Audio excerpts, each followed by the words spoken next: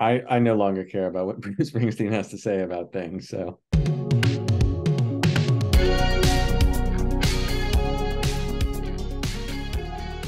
What's up, everybody? Welcome back to Taste Like Music. Jason, Joe, and Crams are here. Time for a record review. We're talking about the new Bruce Springsteen record, his 21st studio album. We did the listography back when he had 19 albums, and then we reviewed Letter to You when that came out, and now we're doing this new one. So we got to keep the streak going of having all of these rated and ranked. This one is his second album of covers after the Pete Seeger sessions, the folk record he did. I don't know what year that was. That's been a while now. This one is all soul covers, 60s and 70s material. So we don't have the E Street Band on this one. He made it with Ron and Yellow, who plays most of the instruments, except for the horns and strings and backing vocals. Bruce, I think, plays a little guitar, but all the drums and bass and rhythm guitars and keys and all that stuff is Ron. So a little bit of a different setup for Bruce here. How you guys feeling about it? Well, I probably edge out Joe a little bit as the mega Bruce fan here. He's in my top 10 of all time. And this is like the most arbitrary thing I've ever had to do on the channel because being a slave to our rating systems, I liked this album. I was kind of impressed by it. I was ready to go ahead and do the why are people covering albums and all this, but there's a charm to this record to me.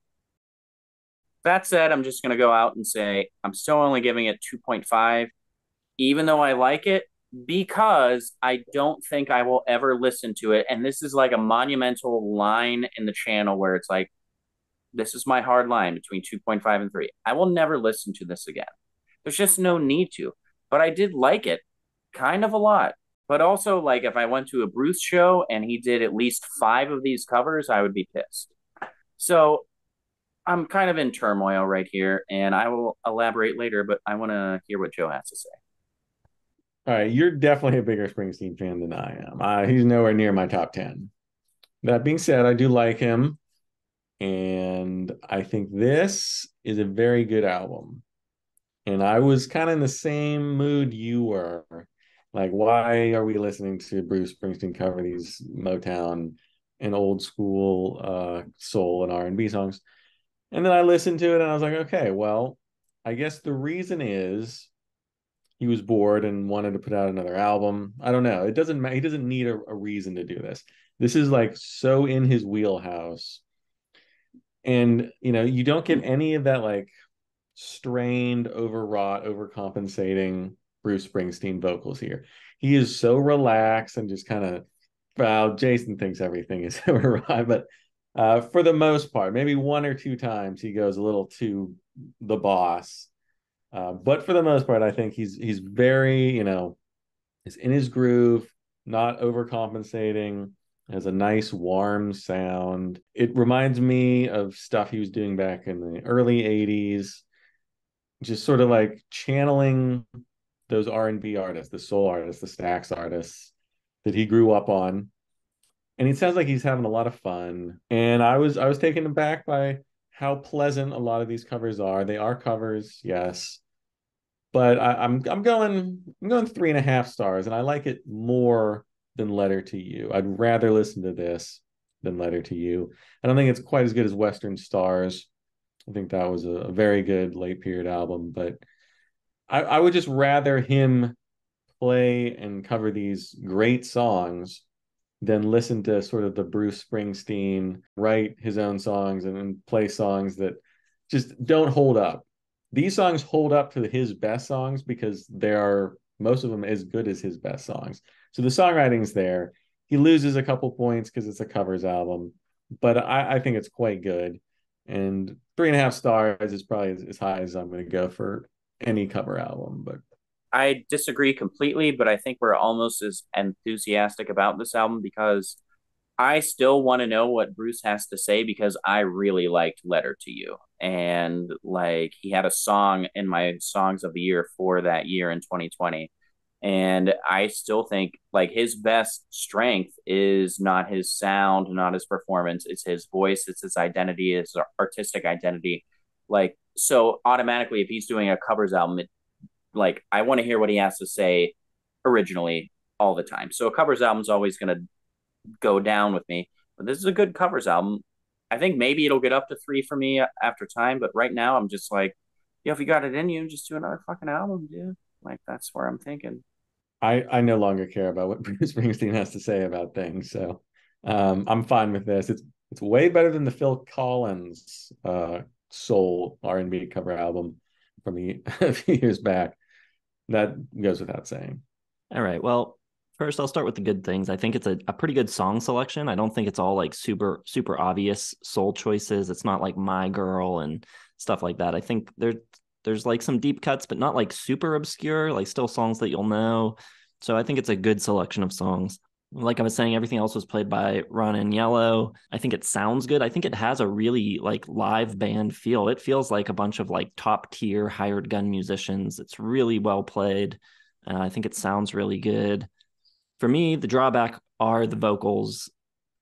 I think his aged and gruff, rough, like kind of moaning, strained vocals are such a mismatch for this material. Not that I think he necessarily sounds terrible, but like on a jubilant track, like Do I Love You? Indeed I Do. I just don't think that type of vocal works much at all. He does sound a little better on some of the ballads, like The Sun Ain't Gonna Shine Here Anymore. But yeah, just some of the more joyful type of tunes just don't work with his vocal delivery, I don't think. I will say though, even though it sounds really good and I think the performances musically are pretty good, I think arrangement wise, it's very, very safe. So it kind of, because the arrangements are so safe and so similar to like the original arrangements, the main draw is the boss. It's Springsteen's voice. So with that not being quite as good as everything else on the record, to me, it just comes up short in spots. So just 3 stars for me, which is also what I gave A Letter to You, but I think A Letter to You is better than this. And then I was looking at where it would fall in my overall ranking, and I don't know. I don't think we did stars on the Springsteen record, but I have stars added to them in my Rate Your Music. And when I was first starting to do the star system, I was a much harsher grader than I am now. I only gave the first couple records by Springsteen, Wild and Innocent and Welcome to Asbury Park. I only gave those 2.5s. Those are definitely 3s. So those got to be bumped up to 3s. And this would be also below those. So this puts this at like the 13th or 14th best, I think, for me. I actually think he sounds great on this album. I think there is kind of a marriage between the song selection and the way he does it. I mean, it's obviously not going to be the vibrant, soul of the 60s, but I think there's a really rich, heartwarming blue collar quality that comes like as him as a singer. I don't think he sounds old. I don't think he sounds strained out. I think the 2 worst songs on the album are the ones that you just selected. Yeah, I think he is perfectly adequate. I think of all of like the aging musicians right now, he probably sounds least in the top tier of the performers as vocalists for sure. Yeah, the only songs over here that I really don't like are Western Union Man and Do I Love You, which you were mentioned. I think eventually I'll get to 3 stars on this. I will say it's a good album, but right now, like I never want to listen to it again. And like the only really big obvious cover he does is What Becomes of the Broken Hearted is probably the biggest hit on here. And I think it's pretty damn good. Like I just think everything sounds good. You're right, it is safe with the arrangements and all that. But I think that is a smart, safe choice to make. Like also like in the confines of Bruce Springsteen sound, even if he had the E Street Band, like what else could he really do without like is this the first time you want to hear disco and techno beats in a Bruce Springsteen album is with this covers album? Like he's never like done anything arrangement wise which wasn't totally unsafe. Like even if you're like, oh, he went quiet and ghostly with Tom Joad and Nebraska and stuff, like that's still like artistically like in a different direction for him, but not crazy for him. Like, so I don't really know what you want. It's safe, but it's good. I'll get up to 3 soon, I swear. Just give it 3 damn stars, man. It's a 3-star record at least. I agree. It's a very well sung album. I'm not with Jason on this. I think his vocals work real well for the material. I think if he had picked more well-known songs, it would have been harder for him to like do them justice. But the fact that it's like not quite, you don't know immediately the original arrangement of, what becomes of the, well, maybe what becomes of the broken hearted, but something like, hey, Western Union Man, or Do I Love You? Indeed I Do.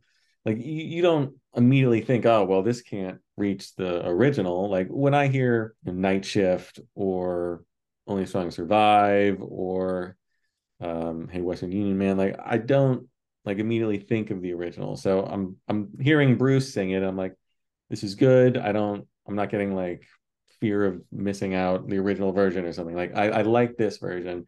I think he does them justice. And think the song section is fantastic. I love Seven Rooms of Gloom. That was a really great cover choice. And I did listen to it another time, so I did want to listen to it again. I thought it was quite good.